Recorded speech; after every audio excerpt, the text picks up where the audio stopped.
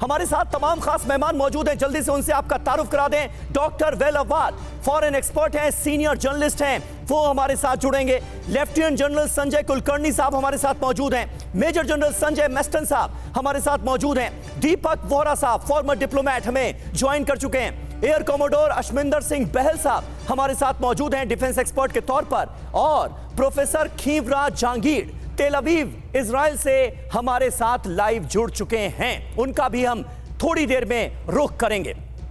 लेकिन दीपक वोहरा साहब, पहला सवाल आपसे।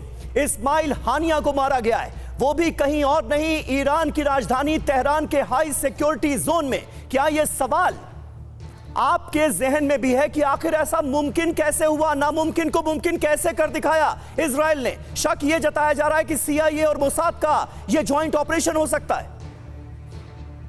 आभारी हूं कि सर आपसे बात करने का मौका मिला है। जितने विशेषज्ञ बैठे हैं उनकी जानकारी मुझसे कहीं ज्यादा, बहुत कुछ सीखूंगा। आपका प्रश्न अहम है, ये कैसे हुआ। मैं अभी बता देता हूं, आपको शायद खबर आ गई होगी। ये एयर डिफेंस, सुनिए सर, तेहरान के एयर डिफेंस के जो कमांडर हैं उनको गोली मार दी गई है ईरानियन सरकार के जरिए। ही हैज बीन एग्जीक्यूटेड, क्योंकि शक ये है कि वो मिला हुआ था और उसने बताया था ये कहां है। दूसरा चीज, वो लाल झंडी लहरा रहे हैं किसी मस्जिद के ऊपर, क्या मिलेगा इससे? 2022 में भी लगाई थी और फिर 2020 में जब वो कासिम सुलेमानी को मारा था तब भी लटकाते हैं। क्या करेंगे? मेरा एक प्रश्न है, जो करोड़ों लोग आपका कार्यक्रम देखते हैं, ईरान को क्या मिलेगा इजराइल से जंग करके? सिर्फ बदला, और क्या मिलेगा? कुछ नहीं मिलने वाला। और सर मेरी बात सुन लीजिएगा, ये मेरा मानना है, मैं तो उस एरिया में बहुत साल रहा हूं। तेल की कीमतें $1 या $2 बढ़ी हैं, वापस आ जाएंगी। ये इकोनॉमिक इंपैक्ट है। पॉलिटिकली ईरान अब निवस्त्र हो चुका है कि मैं कुछ नहीं कर सकता अपने डार्लिंग को बचाने के लिए। और तीसरा, मिलिटरीली शोर मचाएगा, लेकिन अमेरिका, नेटो और इजराइल इंतजार कर रहे हैं कि ईरान कुछ करे और उसको हम बर्बाद कर देंगे। सबसे पहले उसकी न्यूक्लियर फैसिलिटीज को। शोर मचेगा और आप देखिएगा उसके बाद तब शांत हो जाएगा। फिर बोलेंगे मत करना मत करना मत करना। चलो भाई, आप चाय पी रहे हैं बैठ के। बिल्कुल। एयर कमोडोर अशमिंदर सिंह बहल साहब, आप कैसे देखते हैं? क्योंकि ईरान की तरफ से जो बयानात सामने आ रहे हैं उनको सुनकर देखकर तो यही लगता है कि किसी बड़े हमले की तैयारी की जा रही है। इजराइल पर बड़े हमले मुमकिन है, इजराइल भी बड़े हमलों के लिए खुद को तैयार करता नजर आता है। हो क्या सकता है अब? देखिए, ईरान की साख पे बहुत बड़ी और गहरी चोट लगी है जी। ये क्लियरली दर्शाता है कि ना केवल इंटेलिजेंस फेलियर था उनकी तरफ से, लेकिन जब उनके प्रेसिडेंट जिनके शपथ ग्रहण समारोह खत्म भी नहीं हुआ था कि ये हमला किया गया, तो और हमला भी किया गया है तेहरान के अंदर, तो ये उनकी साख पे बहुत बड़ा हमला है।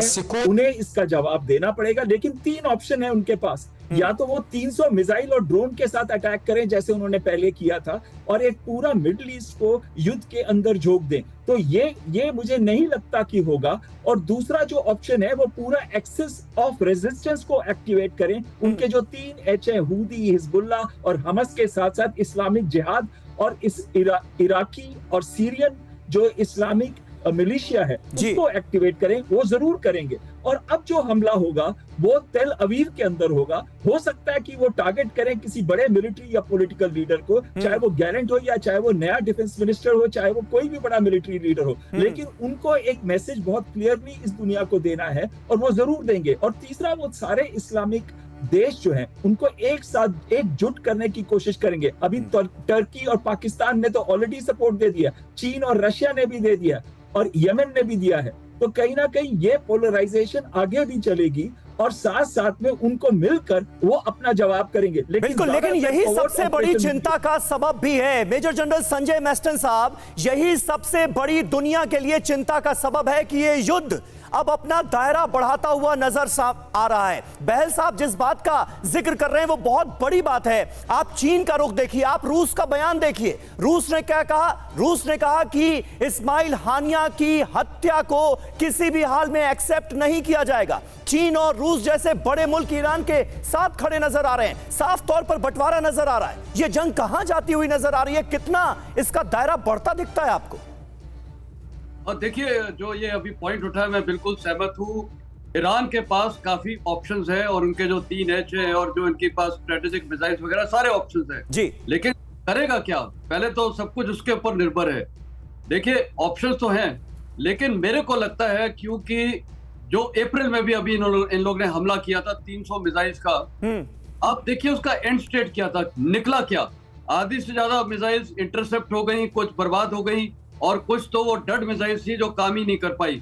तो टारगेट एंड पे कैजुअलिटीज का प्रभाव, टारगेट पे क्या स्ट्राइक कैपेबिलिटी उन्होंने दिखाई है, टारगेट डैमेज अगर होता है तो मेरे को लगता है देखिए इजराइल ईरान भी नहीं चाहता है और हिजबुल्लाह भी नहीं चाहता है, खासकर जो लेबनीज गवर्नमेंट है वो भी नहीं चाहती है वॉर एस्केलेशन हो। नुकसान एंड में किसका होगा? सबसे ज्यादा ईरान का होगा। कारण आप अभी देखिए इनकी हार्ट में त्रिहान के अंदर वहां पर इनके ऊपर मिसाइल दागी गई हैं और बिल्कुल इनकी एयर डिफेंस कैपेबिलिटीज जीरो थी, कोई इंटरसेप्ट नहीं किया हुआ है। तो साफ जाहिर है कि इनकी ये बहुत बड़ी कमजोरी है ईरानियन फोर्सेस की। और अगर कल लड़ाई बढ़ती है तो इजराइल भी काउंटर स्ट्राइक करेगा और जब काउंटर स्ट्राइक करेंगे इजरायली काउंटर स्ट्राइक्स बहुत सक्सेसफुल रहेंगी, एंड में नुकसान इनका होगा। और अभी ईरान की टॉप लीडरशिप को भी मैसेज कर दिया गया है कि ये इस्माइल हानिया तो क्या आपकी अयतुल्ला खमीनी को भी वो बर्बाद कर सकते हैं। किसको? क्योंकि अब उनको सारी लोकेशंस पता है तो ये डर रहेगा। तो ये कुछ सिंबॉलिक कर सकते हैं कि इजरायली एम्बेसीज जहां पर किसी कंट्रीज में अटैक करवा सकते हैं, वो भी ये प्रॉक्सीज के जरिए या मिसाइल्स दागेंगे लेकिन वो इतनी प्रभावशाली नहीं होंगी। और अगर